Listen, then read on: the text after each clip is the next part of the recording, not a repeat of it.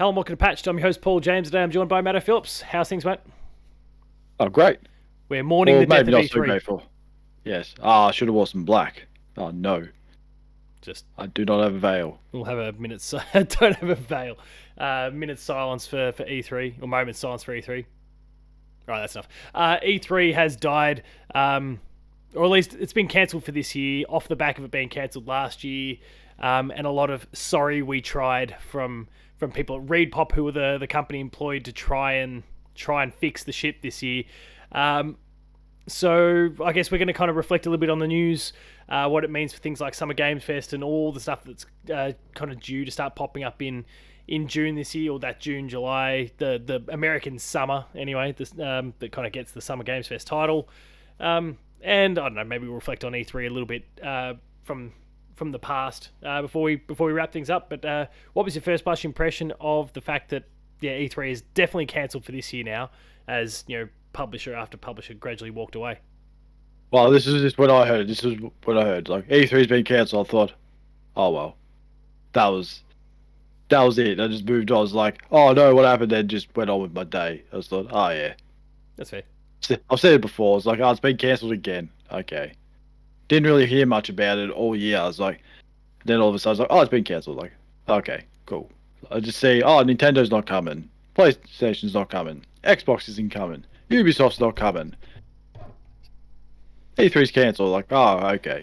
Yeah, Fair there wasn't enough. many left, and when Ubi pulled the pin earlier in the week, you kind of knew it was coming, and sure enough, like 24 hours later, it was officially cancelled. I guess on the Summer Game Fest side, like Jeff Keighley did not mess around. Within 20 minutes of the news breaking, he was already advertising Summer Games Fest and like all of its dates. I think it was criminally underappreciated, but I used the Spider-Man posing over the grave photo there with Flash. Summer Games Fest. Oh, sorry, Flash. Why do I keep doing Spider? Oh, I don't know. You did this once before, confused the shit out of me. I was like, who I've talked done it about once Spider-Man? before. The Tom Holland and what's his name from Flash, I guess, look far too similar. So yeah, I screwed that up again. But yeah, sorry, the Flash one there, posing over the grave. That meme was I thought very well used, but clearly no one else did, or it just got buried. Whatever. It's your fault, Elon Musk. But yeah, Please. I guess for me personally, I was a bit disappointed. I like and I don't know, maybe it's just the traditional sort of side or whatever. I like the fact that everything used to be stacked into this very limited, like it was just a big week-long celebration or whatever of games. It was just this big party for like a week, and it kind of kept everything contained. Whereas what we've seen since Summer Games Fest popped up and since kind of the pandemic really took hold is everyone looking at the Nintendo Direct model, replicating it, but then it's just popping up all over the place, all over the year, and so you don't, like, I don't know, it's more interrupted nights of sleep than just a 2-3 day block that was also happening to fall for us on the Queen's birthday weekend, or King's birthday weekend this year. So it didn't interfere with anything. It was great. Not anymore. But I mean, things like Ubisoft Forward are dropping in that same window. Xbox has a conference in that same window. So I think it's going to kind of come close-ish to the old feel. PlayStation hasn't indicated whether they're doing anything, but there's rumours starting to bubble up that they might be having a showcase about 2 weeks before that Summer Games Fest window, which is what they did a few years ago or last year even, when Spider-Man 2 was revealed and all those sort of that next wave of titles, which is kind of cool. Nintendo will just do whatever Nintendo does, but it seems like some of the big players are all rocking up for June, but they're just not coming back for E3, and I guess they don't want to spend the money on the show floor space. Or maybe Los Angeles is just no longer the go-to destination for gaming as well. I mean, it could be that. I feel like that's less likely, but I mean, it could be. Certainly, it'd be one of the more expensive options, which would, maybe deter some. Certainly, the smaller guys. Devolver hated the situation so much that they literally set up in the car park at E3. So, Genius. Which is such a Devolver move, but yeah, they'd be in the car park at E3. It was awesome. I guess I miss it in the sense that it kind of kept everything contained and it was a nice umbrella for it all. But if Jeff can try and through whatever powers he has running the whole Summer Games Fest thing, and he has plenty of power considering he's the host of the Game Awards and Summer Games Fest and Gamescom opening night live, and basically just runs the video game industry at this point.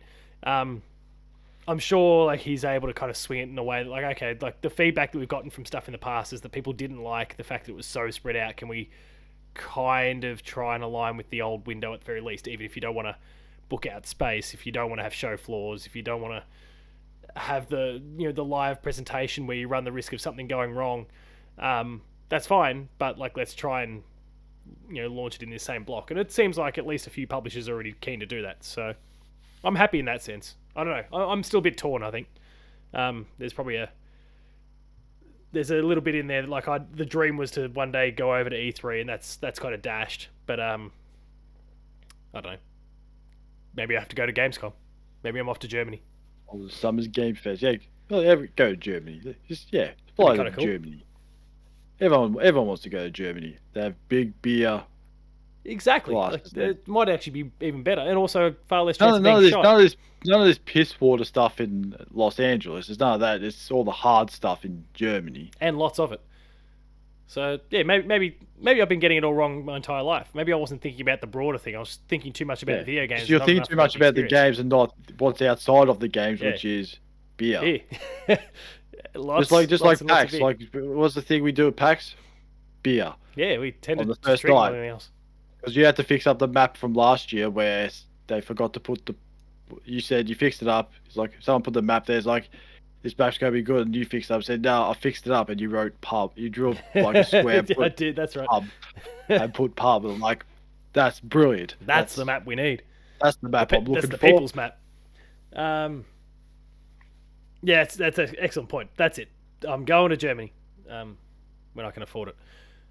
So until then, I guess casting an eye forward to June. What do you or that kind of window anyway, that old window. What are you expecting of the various different publishers that already, Microsoft and Ubisoft already have stuff confirmed? What else are you expecting? I sort of feel like it's just going to be the same as last year. Xbox is just going to come out and go, hey, here's the games that are going to come out for the next 12 months and be just great. I can't wait.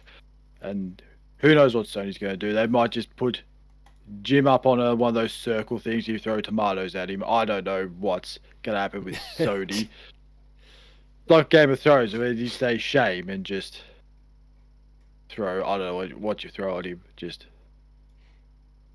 PS5 controllers. Well, what we have so far, there's obviously those events that I've already touched on. There is still the proper Summer Games Fest kind of, what do they, kick off, I think it was last year. June 8, 2023, live from the YouTube Theatre in Los Angeles. So they've still got that kind of theater, I guess, core Jeff Keighley hosted event locked in. So for us, that'll end up being the Friday the 9th. I guess I'm taking a Friday off. Sweet. But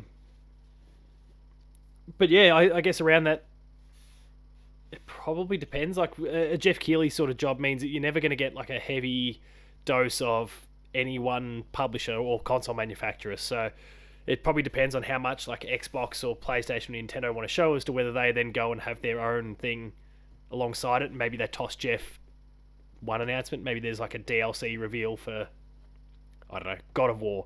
And they toss that to Jeff, but then they have Spider-Man in its own show and whatever else is due to come on the PlayStation side, as an example. So EA, I can't remember if there's EA Play lined up for 2023. I'll take a bit of a look.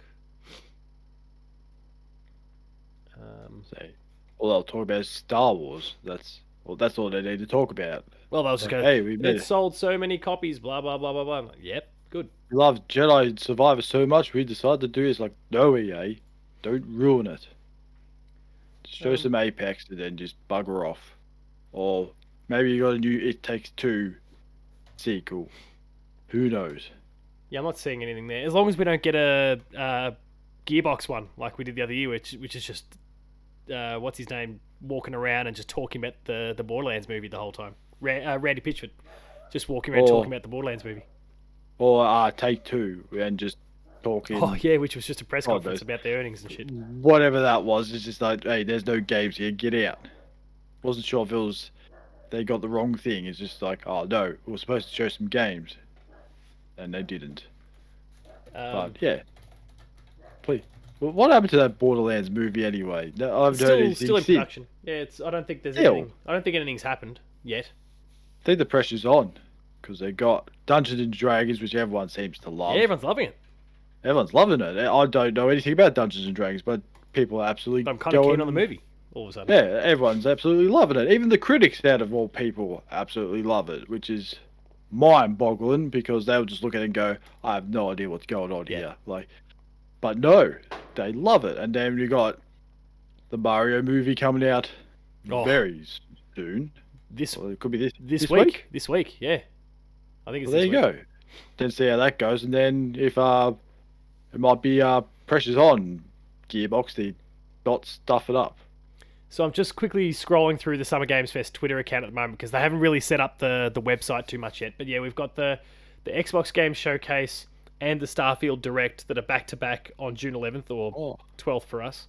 So that's obviously a few days after Jeff's initial show. Jeff has used, again via the Summer Games Fest account, has used the little eye, big bug eye emoji in reference to the Cyberpunk Cyberpunk 2077 Phantom Liberty kind of showcase thing that CD Projekt's going to have in June. There was something, Jeff definitely quoted something about Ubisoft when that got announced. There it is. Ubisoft will stream. It's not talking about anything specific for himself, but June 12th at 10 a.m. Assassin's Creed. So that's obviously the day. Yeah, and I mean, 'Cause Mirage we don't hasn't know. popped up in the We first half don't. of We the year, don't know. like they Yeah, said, so. we don't know a date. There's been no date announced for that yet. And I want my collector's edition. He's also not going to pass up the fact that that Crash Team Rumble comes out on June 20th. So with Jeff going a few days prior to that, Jeff loves doing stuff with Crash. Anyway, I know maybe he'll get stuff for the Elden Ring DLC, which was announced a while back. I'm just scrolling through the feed and things that they've kind of quoted or retweeted or anything like that. So just some cryptic clues of, hey, we're gonna have this and that, and there's plenty that hasn't been said yet. But I reckon, you've already got Microsoft, Bethesda, and Ubisoft kind of locked into a time. And I guess anyone who perhaps doesn't think they've got a big enough show on their own will just drop their announcements within his Summer Games Fest kickoff or whatever. So there's a few, I guess a fair chunk of probably the publishers are probably represented at this point already. And some of the Japanese ones, if you don't hear from them, they're either at Jeff's thing or they maybe pop up with PlayStation whenever PlayStation decides to do their showcase. Still heavily rumoured one, so I don't know. Heavily rumoured. Yeah, there's a lot of talk about it now, so I feel like it's pretty inevitable. Anyway, as we kind of continue on from here, do you have any other thoughts around what's coming up then before we maybe go backwards? Not really. I think it's just because E3's gone, you just don't know what to expect. Because yes, we got Jeff just going around looking and say, "Hey guys, I'm the only one with this game show host thing this year." Like, yeah, we know, Jeff. You have to keep telling us. We know. Yeah, he's Go. not. Would you like a cape, Jeff, just to be the big superhero that you are? He's not being super tactful. Like it's pretty. Yeah.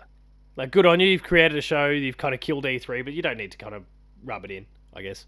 Oh, the old Batman saying, "You either die a hero or live long enough to become the villain."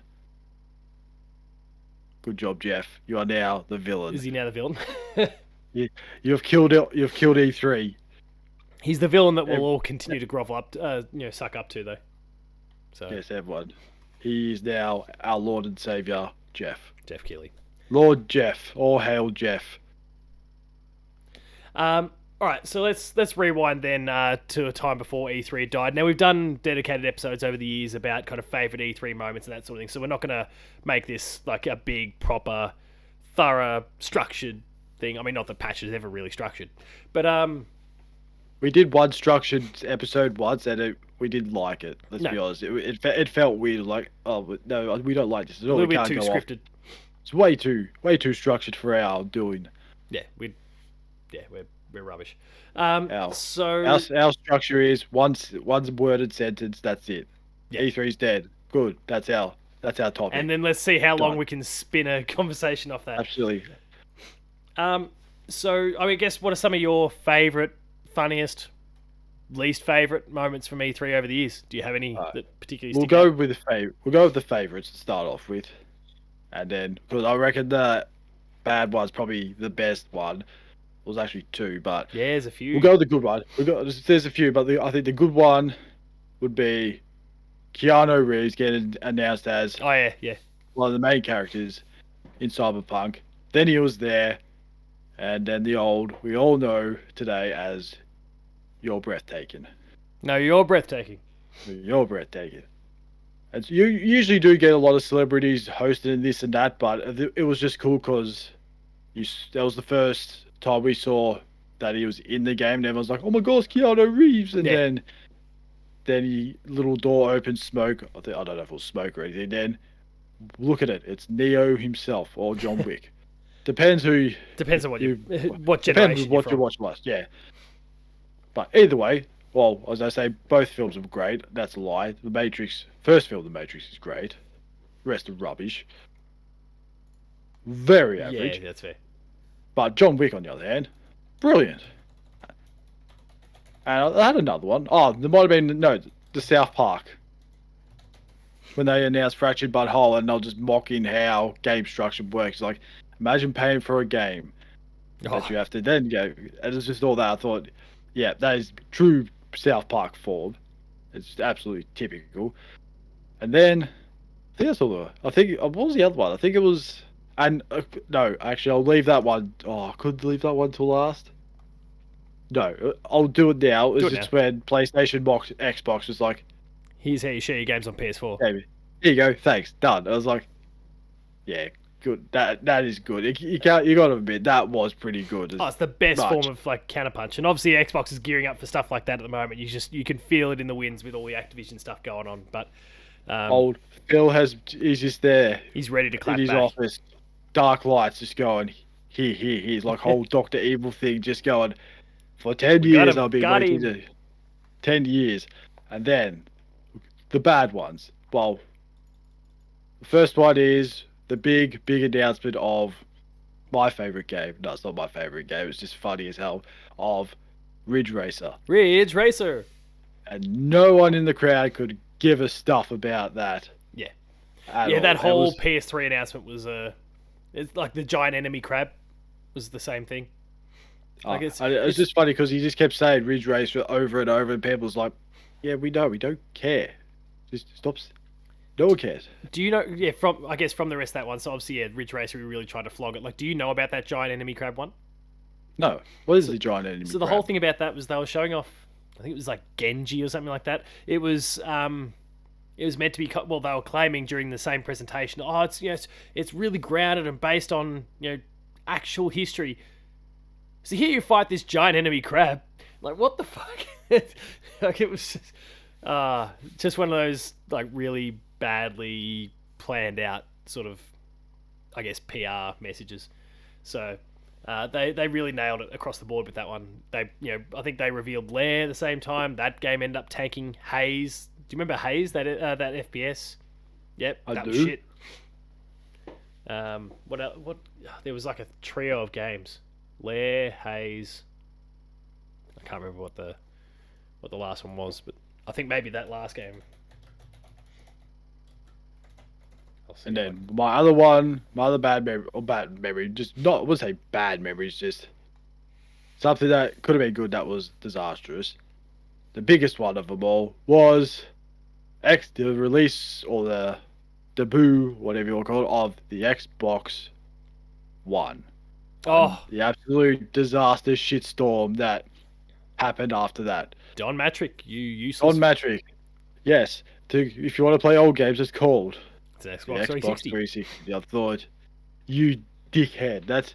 And that was almost the death of Xbox at that point too, because it was a disaster. And it was also worse too that you don't bring any games to a gaming conference. Just hey, here's our Xbox. The Call of Duty dog, and then like streaming Sports, TV, sports and TV. sports, and streaming, and that was it. Nothing else. Just sports, dogs, and TV. And any Television. wonder PlayStation was able to have that epic moment, a day later. 5 seconds. That's Yeah. all they did. 5 seconds to make Xbox look even more like dickheads than they already were.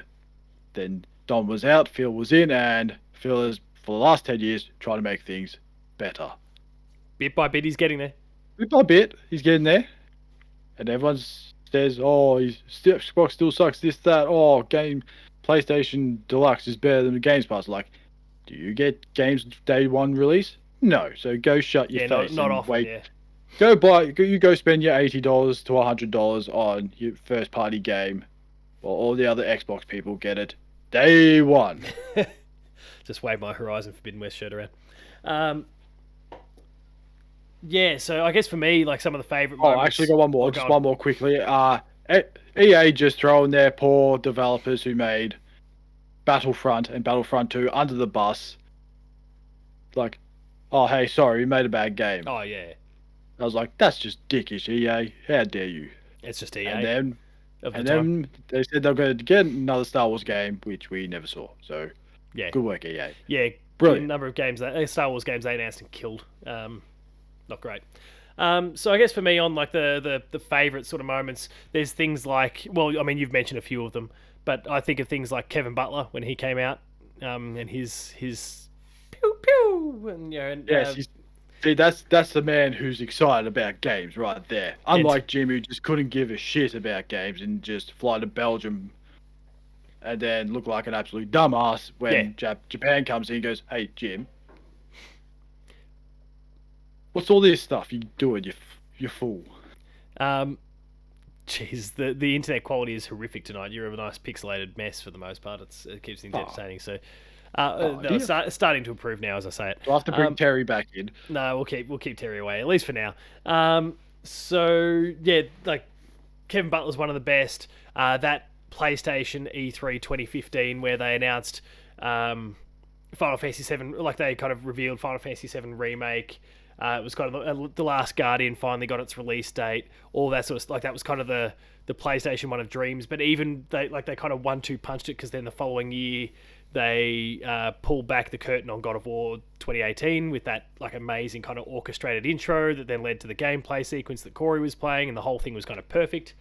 Nintendo had some really good ones over the journey as well. I even think way back to like 2004 when they showed off Twilight Princess for the first time, and just like I mean watching that, and even watching like if people watch the video back now, like the crowd losing their absolute mind at the reveal because.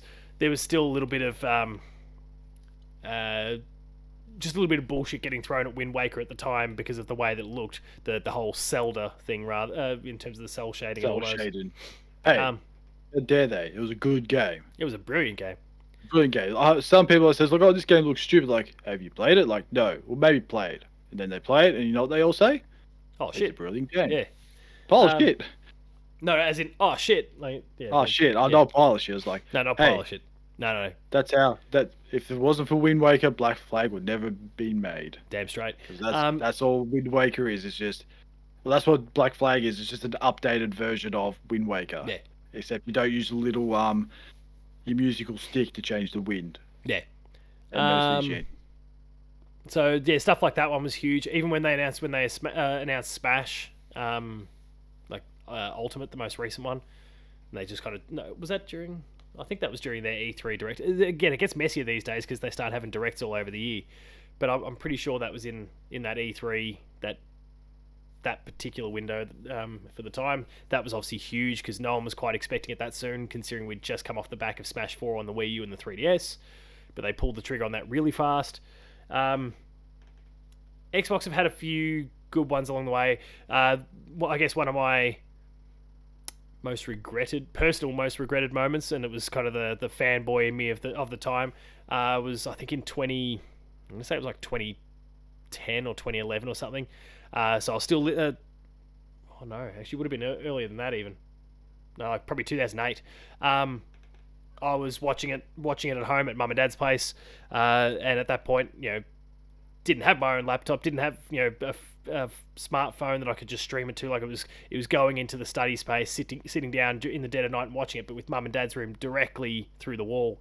And me basically waking up the entire house because out of nowhere during the Xbox 360, the Xbox conference, they announced that Final Fantasy 13 was going to come to Xbox as well as PlayStation. I wasn't missing out on it. It was just like, what the fuck? It just bang crashed the desk, and so woke the whole house up, just because of that angry little outburst over the whole thing. And did I have no? Because it was 2008. I didn't have an Xbox at that point. By the end of that year, I had an Xbox. Because it was not just that, but like that was the moment where, like, I mean, Gears 2 was on show in the lead up to Gears 2. Fable 2 was looking fantastic. What else? The Final Fantasy thing happened, and then they announced like, "Hey, we've made a whole bunch of other partnerships. So that here's like here's a new Tales game exclusive to Xbox. And it was just a whole bunch of awesome titles that were all like JRPGs that were all my shtick, and they were all coming to Xbox. And I was like, "The fuck's this?" And it was just a knife through the fanboyish heart at the time, but probably also the knife through the heart that I needed. So, like, I mean, in the end, that was actually a really, really awesome conference, what they delivered that year. PlayStation did a pretty damn good job themselves, but the Xbox one was pretty great that year, and certainly important for me in terms of getting off my ass and recognizing the Xbox as, especially at the time, was a pretty damn good console. So, yeah, that was a big conference. But I guess on the bad side, you've got things like the Konami press conference at one point. I can't remember what year it was now. But the guy that was presenting seemed like he was stoned the entire time. Like the eyes were hanging out of the head. Everything was a bit of a mess. And what did we call him? It was the Ubisoft conference of one year where they had the guy who's like, I can't think of what they called him. Just like crazy energetic though. Ubisoft E3 bad host. It's gonna give me. Bad host. Yeah, it was the. I don't know if it's gonna come up here. That's Aisha Tyler. She was fine. I'm not. We can't find it. The name he got dubbed was Mr. Caffeine. That's right. Mr. Caffeine. Ubisoft E3 2011, and he was loose. This bloke was nuts. Just trying to bring like excessive energy and just did not deliver. Nor did anyone care because he didn't recognize his audience very well at all. He was trying to pretend that he was pantomiming time travel and what else? I think I'm just watching it now. I sort of feel like he's just watched Wayne's World just before he came on. That's that. Yeah. Back in time. And speaking of like Konami from before, there was another one where I think it was. I think the game was like 99 Nights, the first one or the second one or something at the time. But like the guy's like standing there presenting, and the other dude that was up there with him was like this sort of distance right behind. So it was just this really creepy look straight into his, straight into the back of his head. I'll see if I can find like a link for these things because it was great. There's lots of really good dumb moments, and even like the more endearing ones. Like I think about, I think it was a demo from E3 when they showed off Uncharted 4 for the first time, and you were kind of wandering, like Nate was wandering around through the city, and then he just fell through the environment. No, it froze. It completely froze, and so then like it was a funny moment. They rebooted the demo. They went from there, but they added a trophy into the game if you just stood there in one spot in that particular sequence when you went and played the game. Well, but they were just hoping for the same result and got nothing. Well, no, yeah, definitely wasn't going to freeze, but like just stand here, just take it all in, just wait. I think you had to sit there for like a minute or something like that, which was a pretty funny like reference to their little mishap that they had. And you even had like unfortunate moments. Like I remember, and it turns out the game was kind of shit, so it may have just been more the game rather than the E3 environment. But Miyamoto, when he went to present Skyward Sword, and there was a whole bunch of like interference in the room because he was trying to demo it live on the spot, and he was trying to use the Wii remotes, but there was a whole bunch of interference Oh, from people's no. phones or iPads or Yeah, computers the or whatever, and old it's just nothing was little- working.